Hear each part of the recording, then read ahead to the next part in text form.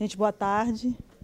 Queria agradecer aí a presença daquelas pessoas que chegaram só à tarde, pessoas que não puderam vir pela manhã. Agradecer a presença da Adriana Jardim, que vai fazer o registro gráfico das nossas discussões, aqui para depois a gente ficar isso também como memória. Às vezes é mais fácil, né, de interpretar. Obrigada, Adriana. Aproveitar também para já agradecer as pessoas que terão que sair um pouco mais cedo. A gente sabe que tem algumas pessoas que terão que sair mais cedo por conta de voos, né?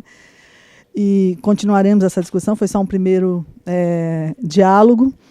E agradecer à equipe da Brasil toda, que parte dela está lá em Brasília, parte aqui, mas eu queria agradecer toda a equipe que contribuiu para que a gente estivesse aqui também. Agora à tarde nós vamos, então, ter a discussão Educação Integral, em Tempo Integral, Aspectos Metodológicos e Indicadores de Qualidade. Convido a professora Bárbara Pimpão, que é a nossa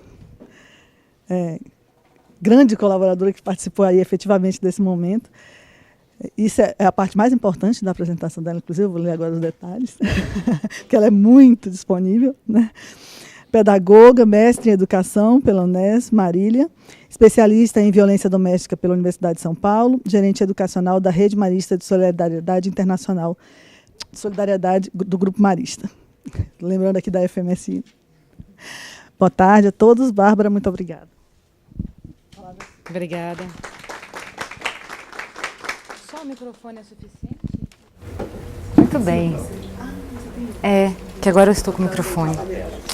Muito bem, que essa tarde seja a continuidade de todas as reflexões dessa manhã. Temos aí, me imagino que muitas questões, né, para trazer para os nossos contextos e para as nossas trajetórias. Agradeço o convite, acho que é um momento importante desse grupo, né, em que a gente tem uma trajetória durante o ano de várias questões e perguntas e sentamos aqui com um grupo ampliado para refletir e continuar a busca aí de possibilidades, né, para esse trabalho, para essa perspectiva que a gente busca, que é a qualidade, é o direito à educação de crianças e jovens. Agora a gente vai ter a Alessandra e o Rogério com a gente nessa tarde. A ideia é a gente trabalhar com os indicadores de qualidade, pensando um pouco a partir das reflexões da manhã, como pensar esses indicadores. E a Alessandra inicia com 40 minutos. O meu papel é estabelecer um pouco os tempos, então vou estar acompanhando aqui, cuidando do seu tempo. A Alessandra é graduada em Pedagogia, mestranda na Universidade de São Paulo, Faculdade de Educação, na área de Estado, Sociedade e Educação. Atualmente é coordenadora pedagógica do Instituto Fonte, tem 16 anos de experiência na área de educação, com ênfase nos programas de alfabetização para a EJA. Formação de educadores, professores e gestão, educação integral e plano municipal de educação. É isso? Seja bem-vinda. Muito obrigada. Agradecemos imensamente o convite ao Instituto Paulo Freire. Hoje no Instituto Paulo Freire eu coordeno a área de educação de adultos, né? Só para contextualizar brevemente mesmo. E a minha pesquisa é na área de educação em tempo integral, né?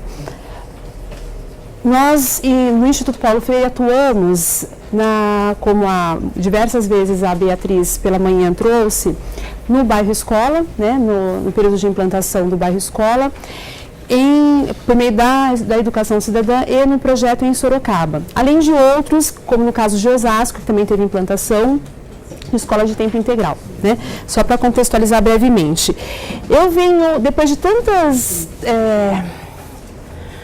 reflexões pela manhã, e assim, todos falando sobre educação em tempo integral, mas cada um falando sobre um olhar, eu fiquei refletindo a manhã inteira e pensando por qual caminho. Mantinha o que eu tinha elaborado, né, ou reorganizava algumas coisas. Então eu tentei acrescentar, para tentar alinhavar algumas questões, tendo em vista que a minha apresentação ela vai muito cercada e muito pautada nos princípios de Paulo Freire. Tá? Então eu venho falar um pouco para vocês, venho compartilhar, né, não venho trazendo nenhuma resposta, nenhuma receita, mas venho compartilhar um pouco dos nossos caminhos no Instituto Paulo Freire, das nossas reflexões, né, e aí também da minha trajetória profissional, pessoal, enquanto estudante, enquanto profissional, na área de educação integral, tá bom?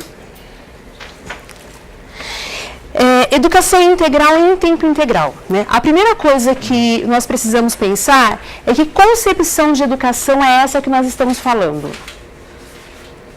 Que educação é essa? Antes da gente falar, inclusive, se ela é em tempo integral ou se ela não é em tempo integral, que educação é essa que nós estamos falando? É uma educação que ela está pautada pela transmissão do conhecimento, né? E aí alguns dos nossos colegas trouxeram pela manhã um pouco dessa fala, ou é um outro tipo de educação, que ela é pautada pela construção, porque faz uma diferença imensa, né? Falar da educação pautada na questão da transmissão, eu posso simplesmente pensar que o conhecimento, ele é o acúmulo de diversas questões, de diversos conteúdos. E aí esses conteúdos, eles não precisam necessariamente estar pautados em significado, não precisam necessariamente ser conteúdos significativos e interessantes, porque o que vai me interessar efetivamente é a quantidade de conteúdos que eu preciso trazer, apresentar para que o meu aluno possa aprender. Quando eu penso de uma outra perspectiva, que é a construção, que é o homem, muda totalmente a minha perspectiva, muda totalmente o meu foco, né? Quando eu penso no homem, o que eu penso? A aprendizagem, ela não se dá linearmente, né? A aprendizagem, ela não se dá sobre alguém apenas falando e a pessoa apenas escutando. Ela tem uma outra perspectiva, ela tem inclusive a perspectiva da transformação, né? Porque eu aprendo, mas eu também estou envolto num contexto, numa localidade, numa dada época, num dado contexto social, econômico, de relações, e tudo essa complexidade, ela vai fazer com que eu tenha uma outra relação com o conhecimento e uma outra relação com as pessoas. Essas duas formas de ver, ela traz para mim uma implicação direta na forma como eu vejo também a expansão desse tempo, né? Quando eu penso que a educação ela se dá por meio da transmissão, logo eu amplio o meu tempo, né, como o Paulo trouxe pela manhã, eu amplio o meu tempo e aí eu simplesmente faço mais da mesma coisa, né? Eu permaneço aquilo porque o que vai me interessar é ampliar meu tempo para aumentar a quantidade de conteúdos que eu preciso passar. Aumento o meu tempo para aumentar as possibilidades de encher, né, a cabeça do educando, do aluno ou do espaço para que ele possa, entre aspas, aprender. Quando eu penso numa outra perspectiva, que é a perspectiva da construção, muda totalmente de figura, né? Eu aumento o meu tempo, mas eu aumento o meu tempo para quê, né? De que forma que eu vejo essa ampliação do tempo, né? Eu vou ampliar o meu tempo para fazer mais da mesma coisa ou para potencializar aquilo que eu preciso, né? Ou para aumentar a quantidade de conteúdos ou para qualificar. E como que eu faço essa qualificação? E aí eu tentei trazer na minha apresentação, na verdade, só para depois, se vocês quiserem, eu passo além do material que eu já mandei, a referência, 3 autores que, para mim, eles problematizam bastante essa questão, né? O Vitor Paro, Miguel Arroyo e o próprio Paulo Freire, né? E aí o Miguel Arroyo, ele problematiza algumas questões muito importantes, ele fala de alguns traços, né? Quando eu penso em proporcionar ao educando uma experiência educativa total, que ela não se limita a ilustrar a mente, mas que organize o seu tempo, o seu espaço, que discipline o seu corpo, que transforme a sua personalidade por inteiro, eu penso, esse é um traço que ele me dá a condição de fazer uma escola de tempo integral. Um outro traço é o caráter preventivo da educação em tempo integral. Inclusive, ele aparece muito ligado ao primeiro passo, pois se alimenta de uma visão negativa do social. Eu preciso aumentar o tempo da escola porque esses educandos precisam ter espaços melhores para atuar. Eles precisam de espaços mais qualificados para viver, precisam ter relações melhores. Enfatiza o caráter deformador do convívio social do trabalho e da vida cotidiana, da organização e das relações sociais. Olhando para esses 2 traços, ele me traz, consequentemente, implicações quando eu penso na concretização disso, né? E aí o Miguel Arroyo nos chama muito a atenção para a visão negativa do mundo desses estudantes, né?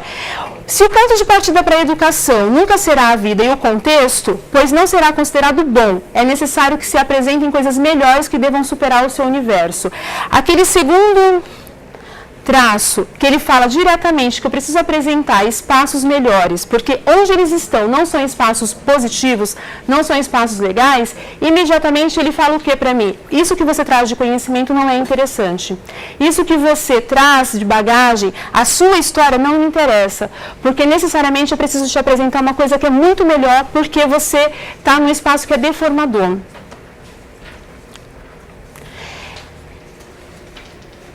Primeiro, partir de uma visão negativa de onde o educando está, a partir de uma visão que não valoriza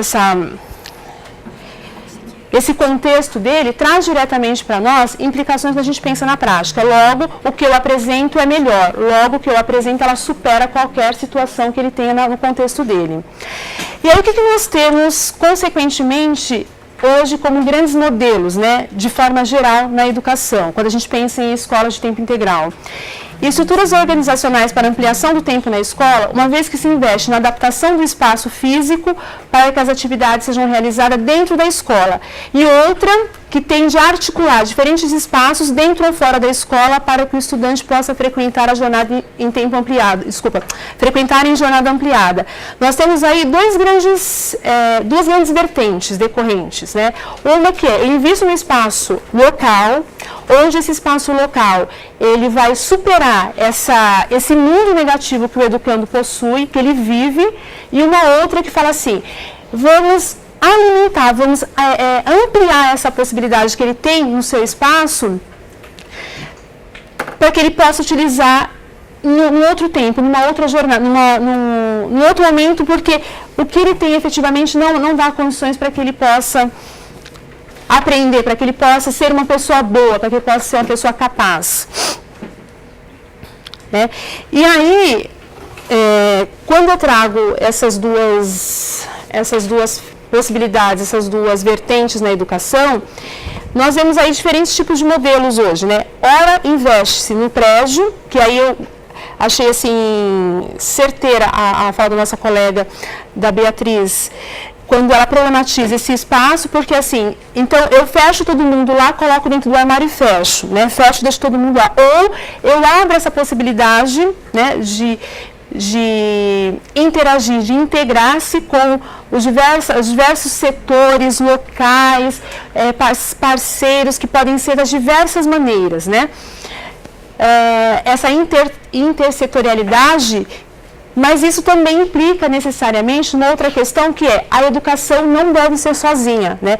A gente está falando de uma escola integral em tempo integral, porque são duas coisas diferentes. Eu posso pensar a escola integral, né, que é aquela escola que não necessariamente precisa ter um tempo ampliado, mas ela consegue fazer, pensar na perspectiva do desenvolvimento integral, como eu posso ter escola que faz mais da mesma coisa em tempo integral. Então, ela é tempo integral, né? E hoje a gente faz muito essa discussão e essa análise para que a gente não incorra aí em riscos de achar que é a mesma coisa. Então, eu falo de escola de tempo integral, logo eu tenho escola integral. Não é. Não tem uma educação integral, necessariamente. E aí, trago uma citação do Gadotti, que também eu acho que nos alimenta muito nesse sentido, né? Nos educamos ao longo de toda a vida. Não podemos separar um tempo em que nós nos educamos e um tempo em que não estamos nos educando. Como nos educamos o tempo todo, falar em educação em tempo integral é uma redundância.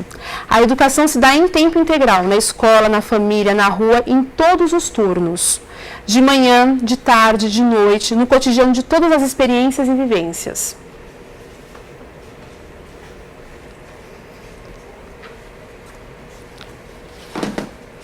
Né? E aí, na sequência, eu entro um pouco tentando não responder, mas tentando ainda contribuir para a problematização do que os nossos colegas trouxeram pela manhã, né? Que se a gente tem esse cenário, né, que eu tenho que apresentar para vocês um pouco esse cenário, pensar em escola, agora falando em tempo integral, educação integral em tempo integral, Eu preciso pensar quem está lá dentro. Eu estou pensando numa educação que é aquela educação que acredita que o nosso foco é o homem, são os sujeitos, são as pessoas, né? Se as pessoas são seres históricos, são pessoas que produzem conhecimento, são sujeitos, e aí o Gadotti traz concretamente isso, falando que a gente pode aprender o tempo todo. Se eu tenho essa visão, toda a minha ação, toda a minha reflexão nesse sentido, ela precisa diretamente ir para aquilo que Paulo Freire fala, né? Eu preciso conhecer a realidade, eu preciso dialogar com essas pessoas, eu preciso, não faço educação para ela, eu faço com ela, né? Aí a gente está falando necessariamente de uma escola que é, de uma educação que é uma educação cidadã, que é uma educação integral e cidadã, né? Que aí pode ser no espaço da escola, eu acho que eu trago na sequência o que caracteriza uma escola cidadã, mas a gente pode substituir ali escola por educação cidadã, né? Que é uma educação que ela parte do princípio, efetivamente, de que as pessoas elas aprendem permanentemente, que elas são sujeitos que são pessoas históricas, que fazem construção neste processo, que constroem nesse processo. E quando eu penso nisso, o que necessariamente caracteriza uma educação ou uma escola cidadã, né? Nossos colegas falaram da democratização da gestão, né? Então não é uma gestão, não pode ser uma gestão centralizada, tem que necessariamente ser uma gestão democratizada. Ela precisa, essa gestão, ela não pode ser uma gestão fechada num espaço pequeno. Ela é muito maior do que isso, porque ela se dá com pessoas, né? E aí a gente pensa nos diferentes espaços que podem ser oportunizados de participação, conselhos, grupos, grêmios, e aí eu falo desses espaços não apenas com adultos, não apenas com adolescentes, mas com crianças também, né? No Instituto Paulo Freire nós tivemos diversas experiências, uma em Osasco, em Sorocaba, que é o exercício da cidadania desde a infância. Então, desde criança, desde lá mesmo no caso da Escola de Educação Infantil, das creches, as crianças participam do projeto ecopolítico-pedagógico da sua unidade. Né? O que é isso? Elas falam que escola nós queremos. Queremos uma escola que tenha piscina, queremos uma escola, eu lembrei disso, né, quando vocês estavam falando pela manhã, quero uma escola que tenha piscina, eu quero uma escola que tenha... A piscina ficou muito forte, que eu lembro que eles apontaram, mas eles trouxeram outras questões. É possível? Não, a gente vai falar isso, não é possível. Como nós vamos problematizar isso com a criança no espaço? Aí que está, e aí eu fiz uma reflexão minha paralela, enquanto a gente ouviu nossos colegas pela manhã, que ser cidadão significa a gente não esperar o momento de quando cresce para ser cidadão. Eu vou ser cidadão porque eu tenho apenas um RG. É muito mais do que isso. Eu sou cidadão a partir do momento que eu participo e eu posso participar, né? A escola não dá condição, né? Não necessariamente a escola forma, porque as pessoas já são cidadãs. E como que eu faço esse exercício da cidadania desde a infância, nos nossos espaços? Quando numa situação dessa, eu trago esses educandos, eu trago essas crianças para dialogar. É possível uma piscina aqui nesse espaço? Como? Como vamos pensar? Tira daqui, põe dali. Não dá para ter, porque a gente não tem espaço. Então, eles pensaram conosco porque é possível, porque não é possível ter uma piscina dentro de uma escola, né? Esse exercício de reflexão, ele não é dado. Esse exercício de reflexão, ele precisa ser vivenciado. Então, seja uma escola, ou seja, em outros espaços, falar de educação cidadã, de educação integral, significa necessariamente olhar para essas questões, democratização da gestão, o planejamento participativo. Esse exemplo simples que eu acabei de dar, ele é um movimento, ele é um exemplo concreto de ação em que os educandos podem participar, né? Então, nós fazíamos trabalho de representação por classes, e aí eles faziam a eleição do representante, eles faziam diálogo a partir dessa eleição de representante, de questões que eles queriam levar para o coletivo, voltavam, né, à democracia representativa e depois traziam novamente a reflexão, né? Porque o que a gente tem hoje? Uma fala, as pessoas são cidadãs somente quando votam, né? A gente vê aí um resultado, enfim, concreto de de visão reducionista de que ser cidadão é apenas um momento de eleição. Não, em todos os momentos nós devemos ser. Mas como que efetivamente fazemos isso dentro da escola? Né?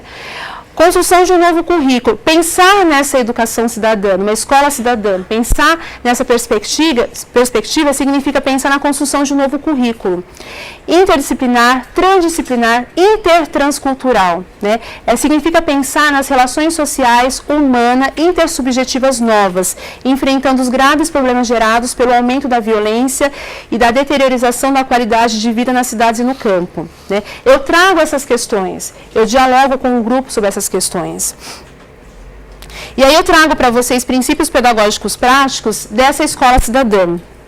Né? Primeiro, leitura do mundo.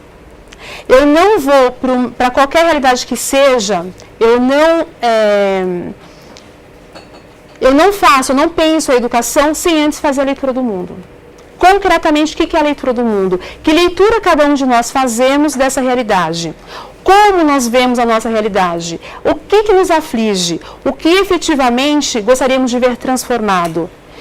Isso não é uma discussão que eu faço simplesmente com o instrumental e depois eu armazeno, né? Equivocadamente, muitas pessoas falam isso, eu faço leitura do mundo.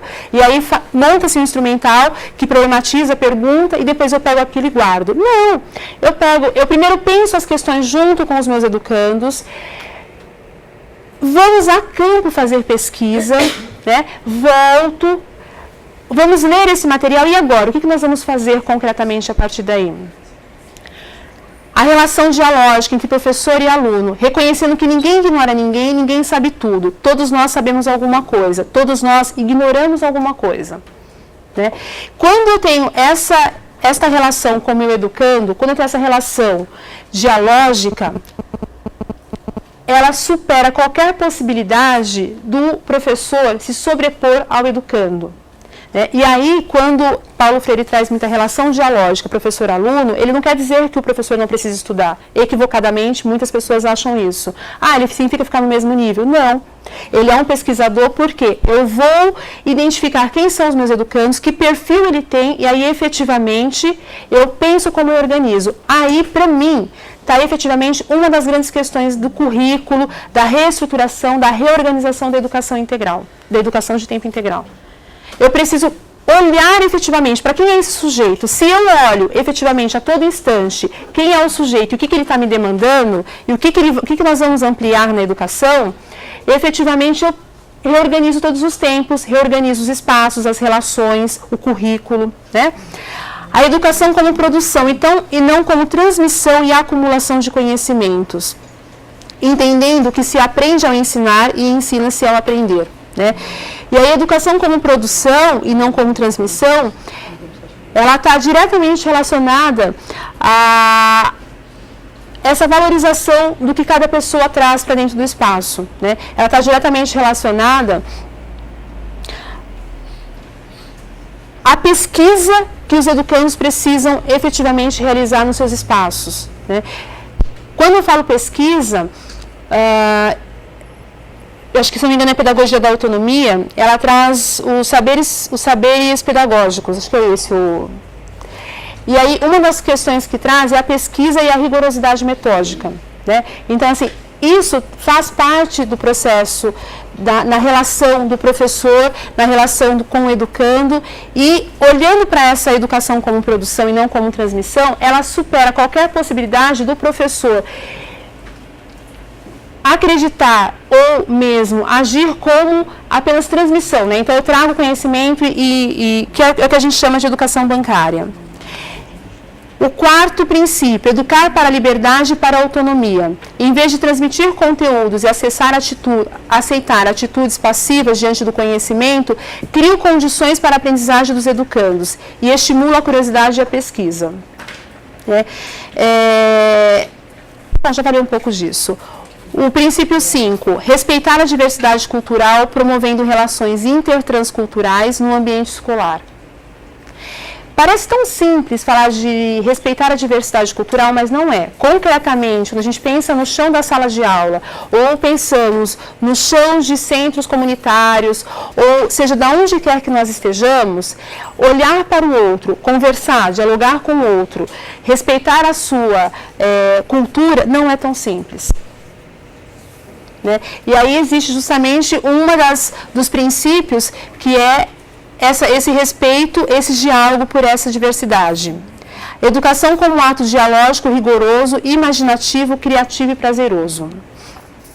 É o 6º princípio.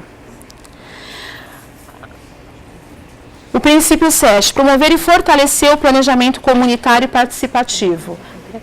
Pensar na educação cidadã, na escola cidadã, significa eu trazer esses elementos para dentro da escola. Né? Eu rompo com essas paredes, eu potencializo a participação coletiva. Quando as pessoas sentem-se pertencentes, quando as pessoas se apropriam dos espaços, e aí eu retomo a fala do nosso FAC, né? Que pela manhã foi ele que trouxe a questão dos limites, né? Das localidades. Eu fiquei pensando muito nisso. Quando as pessoas não se sentem pertencentes, elas destroem. Quando as pessoas não se sentem construidora daquilo, aquilo não me pertence. Então, se não me pertence, eu posso quebrar. Né? Se efetivamente eu não faço parte daquela história, eu não faço parte dessa relação, ela não é importante para mim. Então, enquanto nós estivermos ainda pensando em fazer por e não fazer com, efetivamente nós vamos encontrar muitas dificuldades, muitas. Valorizar os saberes da educação formal e não formal, e informal, aproximando-os. Como fazer isso? Como equilibrar efetivamente? Né? Porque aí Paulo Freire fala, partimos da realidade, mas ele nunca falou em ficarmos na realidade. Ele fala partir da realidade e avançarmos. Né? Mas eu parto dessa realidade porque ela faz sentido, ela tem significado.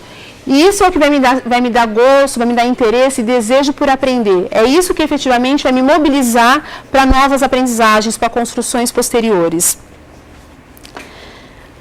Valorizar e defender a educação integral e a formação para o exercício da cidadania desde a infância. Né? As experiências que nós tivemos com as crianças existiam nomes diferentes, né, para os grupos. Tivemos a experiência do Sementes de Primavera, acho que era de Osasco. Acho que sim. Em que em todas as escolas, absolutamente em todas, desde as crianças da creche até as crianças da EMEI e do ensino fundamental, elas elegiam, então, seus representantes, desses representantes por turma, por classe, eles faziam a eleição, a assembleia no coletivo, e aí disso eles tiravam essas recomendações. Né? E aí quando a gente pensa na participação deles no projeto ecopolítico-pedagógico, não sei se vocês perceberam, mas no Instituto nós acomodamos a dimensão eco, né? Porque aí a gente está falando não é de defesa só do meio ambiente, é muito mais do que isso, nós fazemos parte dessa natureza. Efetivamente, eles fazem propostas e eles participam. E essa participação ela não se dá somente na proposta. Né? Eu faço a proposta e dessa proposta eu não participo mais. Eu faço a proposta e desta proposta eu faço o acompanhamento. Né? Eu efetivamente tenho agenda junto aos meus colegas da classe, eu vou até eles, escuto o que eles têm de reivindicações, levo para o coletivo, faço a discussão naquele coletivo que são representantes, volto e faço a devolutiva. E aí a devolutiva com outros encaminhamentos. E esse processo de ir e vir com o educando, né, ele participando efetivamente, nós tivemos diversas demonstrações de mudanças no próprio espaço, de disciplina, de estrutura. Né? Então, isso alimenta, por exemplo, a questão da reorganização curricular. Né? O que eles querem aprender? Mas e aí, como é que ficam as diretrizes? Né? Como que a gente dialoga com isso? Né? Quando a gente parte desses sujeitos, quando partimos efetivamente dos educandos, seja ele criança, seja ele jovem, seja ele adulto, efetivamente a gente consegue, se a gente olhar o que é esse conteúdo, que merece também uma outra análise nossa, né? Porque a gente fica preso na questão do que é o conteúdo e aí a gente fica engessado e fala assim, eu preciso trabalhar com esses conteúdos.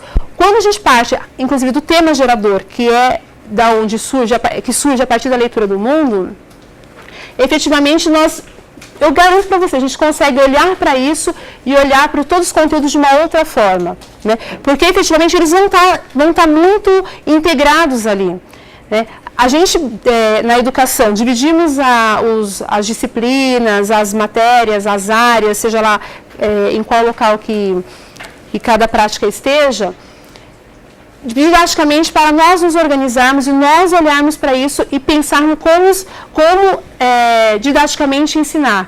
Mas nós não aprendemos assim, né? A gente aprende o tempo todo fazendo relações, aprendemos o tempo todo desconstruindo coisas que nós temos, reformulando, reorganizando, né? E esse processo, se ele não for vivenciado efetivamente pelos educandos, pelas crianças, pelos jovens, pelos adultos, a gente vai ficar sempre preparando para o futuro, preparando para. E aí, quando nós vamos desenvolver efetivamente essa cidadania que a gente sempre coloca como foco? Né? E aí, pensar na educação integral implica necessariamente eu pensar que tipo de sujeito eu quero formar, que pessoas, que perfil, né? Eu até estava tentando fazer um esquema ali, eu acho que talvez a gente pensar na educação integral, em tempo integral, em indicadores de qualidade, significa eu olhar, eu ter esse foco, né? Eu ter clareza. Quem são essas pessoas, né? De cada uma das unidades onde vocês estão, quem são as pessoas que estão lá? Né? O que elas almejam? O que elas esperam? E aí, assim, não vou fazer... então elas querem só brincar. Mas quando eu falo o que elas querem, qual a perspectiva? Quais são as possibilidades? Né? E aí, efetivamente, integrando, olhando para o objetivo, olhando para a missão da própria instituição, eu até me debrucei no... Qual documento mesmo que eu falei para você? O projeto educativo Marista e o parecer. O projeto educativo, ele traz claramente lá, eu olhei para ele e falei assim, nossa, é justamente isso que a gente acredita, né, que a gente vem falando o tempo todo. Essa valorização, esse respeito e essa aprendizagem integrada, ela só se dá se a gente conseguir olhar para esse sujeito. Então, talvez, uma das grandes questões que nós tenhamos que observar, tenhamos que ficar atento, é quem são essas pessoas, né? Que características elas têm, de que forma elas também se percebem neste processo. Porque aí, olhando para isso, efetivamente eu consigo olhar para o que eu avalio, né? De que forma que eu avalio isso. Porque senão a gente fica assim, a gente fica pensando na educação integral, aí eu esqueço quem são os sujeitos, e aí eu olho para a questão do espaço. Aí eu vou ficar tão preocupada em olhar para o espaço, eu fico tão preocupada de tentar organizar o espaço, organizar o currículo, mas eu organizo para quem este currículo? Eu organizo para quem este espaço? Eu organizo para quem esses saberes e essas relações? Né? E aí quando eu olho para tudo isso, estou falando do quê? Da educação como um direito. Né? Eu estou falando da educação como um direito, e se ela é um direito, ela não deve ser aquilo, deixa eu voltar aqui um pouco, depois eu continuo. Ela não pode ter esse caráter pura e simplesmente de visão negativa do sujeito. Né? Quando eu tenho uma visão negativa, logo eu parto dessa visão negativa, logo eu não valorizo nada que a pessoa tenha. Logo, eu tenho muita dificuldade de conseguir compreender a complexidade dele. E olhar para esse sujeito com uma visão diferente do que seja esse negativo, diferente do que seja esse caráter deformador de convívio social, de convívio dele, necessariamente eu me debruço sobre um outro estar, eu me debruço sobre uma outra situação. Né? E aí uma outra questão que se coloca, quando eu penso na educação como direito, é a educação como um direito para quantos, né? Porque uma das coisas que me moveu muito, quando eu comecei a pesquisa sobre educação em tempo integral, era pensar assim, interessante, todas as escolas de educação integral, em tempo integral, ou naquele momento eu não fazia ainda essa separação, as escolas de tempo integral, elas não são para todos os educandos, não são para todas as crianças, para todos os jovens, né? E como é que fica essa questão da universalização, né? Tem uma questão quantitativa que aí o Paulo trouxe pela manhã. Paulo, Rogério? Paulo, não está certo. Que o Paulo trouxe pela manhã, que é a questão talvez da sufocamento, da expansão que existiria e que talvez sufocasse. Mas se eu penso na educação de tempo integral como uma política pública, mesmo que seja, olhando assim, mas a instituição, ela está junto, a gente está pensando a proposta da instituição, mas ela também, nessa perspectiva e neste leque como um todo, quando eu penso nessa educação integral como uma política pública e como uma perspectiva do direito, e olhando para a educação não sozinha, eu coloco os outros atores envolvidos. E quando eu coloco os outros atores envolvidos, ela não necessariamente talvez possa ter esse sufocamento. Porque aí que está uma das questões que, por mais que ainda seja extremamente teórico a questão da cidade educadora, mas ela traz no seu bojo uma concepção muito importante, né? Que é a questão das relações que se deve estabelecer e dos espaços como espaços de aprendizagem. Então, eu posso aprender numa praça, eu posso aprender num campo de futebol, é uma das possibilidades, né, que ainda também precisa, acho que, ser muito amadurecida, mas é uma das possibilidades. E quando nós olhamos o programa hoje, Mais Educação, efetivamente ele traz, uma das possibilidades que ele traz é essa questão das parcerias, né, e aí muitas pessoas problematizam e questionam. E a construção dos espaços, né, como que se dá isso? Vai ter um esvaziamento, então assim, a gente não investe mais nesses espaços, mas talvez a discussão que nós tenhamos que fazer seja uma outra agora, né? O que efetivamente nós queremos para essas pessoas? Quem são essas pessoas que nós estamos falando e que tipo de cidadão nós queremos contribuir para formar, né? Ou contribuir para o seu desenvolvimento? Que tipo de pessoas nós estamos pensando, né? Porque aí a gente tem modelos grandiosos que viraram grandes espaços arquitetônicos, mas que eles ficaram parados porque eles foram efetivamente homogeneizados, né? A gente olha, por exemplo, para a experiência do Rio de Janeiro, do CIEPs, são espaços belíssimos na sua essência, na sua estrutura, mas que, quando pensado para um coletivo como uma padronização, ele não tem utilidade efetiva, né? Em muitos espaços, em muitos locais, eles viraram o quê? Espaços que as pessoas utilizam para outras atividades. Ok, ficou legal, bacana. Mas a proposta inicial dele não era essa, né? Então, pensar também nesse montante de escolas de tempo integral, na construção ou não desses espaços, implica necessariamente pensarmos, volto a falar, parece que é uma repetição, mas enquanto eu não tiver clareza de quem são essas pessoas, o que elas almejam e como eu estou dialogando com elas em relação à educação, eu não consigo necessariamente prever de que forma que esses espaços devam ser organizados. E aí, por isso que muitas, hoje, as experiências de educação em tempo integral, quando a gente percebe essas experiências isoladas, elas são muito interessantes porque elas estão, na verdade, respeitando os seus processos, né? Respeitando as suas condições e as suas possibilidades. Há situações que podemos generalizar e falarmos assim, essas são diretrizes, são orientações. Mas quando chegamos no tocante da prática, se não tivermos este cuidado de considerar suas especificidades, a gente mais uma vez vai transformar as escolas de tempo integral em um diálogo, em uma retórica e que vai ser recorrente, porque ela não é atual. Ela é atual hoje, ela não é atual, ela é recente, ela não é recente, ela é atual, mas ela não é recente, porque essa discussão ela já é antiga. Se a gente olhar os escritos antigos de grandes pedagogos, educadores, filósofos, eles já falavam de educação integral. E como que agora a gente ainda está efetivamente discutindo e parece que a gente não caminhou muito? Porque aí a gente fica com esse sentimento, com esse desejo de padronizar, de organizar numa única estrutura, e a gente não vai conseguir, justamente porque, enquanto nós olharmos para a educação como algo que deve ser comum, igual a todos, comum pode ser, mas igual a todos não. porque a gente tem aí especificidades que precisam ser respeitadas, precisam ser valorizadas, né? Ao passo que nós precisamos, ao mesmo tempo, criar orientações, diretrizes que sejam comuns para garantirmos, sim, a unidade. E aí, diante disso, eu trago 4 eixos da educação cidadã e integral, né? O primeiro eixo que o Padilha traz para nós é das relações humanas e da aprendizagem. A educação cidadã e integral busca criar condições para relações humanas diferenciadas. Aprendemos e ensinamos com a razão, com a emoção, com a afetividade, com o querer bem, com a estética, com a boniteza, afirmava Paulo Freire, né? Eu crio outras condições dessa relação humana e diferenciada. Ela não é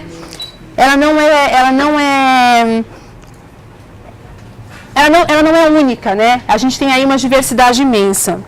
O segundo eixo da educação cidadã integral que ele traz é a gestão democrática, compartilhada e com parcerias comunitárias e sociais. Então, a educação ela não vira apenas uma atribuição da instituição escola. Ela é muito mais do que isso. Ela abarca outras relações, ela abarca outras extensões. O terceiro eixo é a gestão sociocultural das aprendizagens.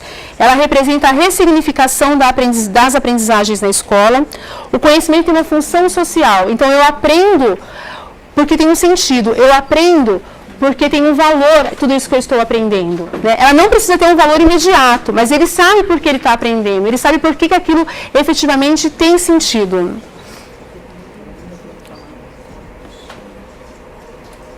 E o quarto eixo é a avaliação dialógica, continuada e formação humana. Assim denominado porque a avaliação é sempre permanente, processual, continuada e, sobretudo, combinada à formação. E aí, só para ir encerrando, quando eu olho para esse quarto eixo, ele me traz uma dimensão que eu volto a falar. Eu preciso ter clareza. Quem nós estamos, de que forma nós queremos intervir nessa formação dessas pessoas, né? Quem são essas pessoas? Qual é o perfil dessas pessoas? Quando eu discuto qual é o perfil, eu discuto quais são as estratégias, quais são os caminhos, quais são as possibilidades, quais são as potencialidades das localidades, do que eu tenho em mãos, do que eu preciso movimentar para pensar essa educação. E aí, tendo isso muito claro, eu olho para tudo isso e falo, bom, então se é isso aonde eu quero chegar, aí eu efetivamente olho o que eu quero avaliar. Porque senão a gente acaba avaliando coisas que efetivamente poderiam ser outras coisas mais importantes para serem avaliadas. E falar de tudo isso, a gente está falando do quê? De uma educação que é cidadã. Se é uma educação cidadã, eu me faço cidadã nesse processo. E me fazer cidadã nesse processo é eu participar ativamente em todas as instâncias. Seja na proposta, seja na construção, na elaboração, na execução e na avaliação. Tá? Eu acho que uma pequena contribuição. Tá bom? Muito bem. Obrigada, Alessandra, representando aqui o Instituto Paulo Freire.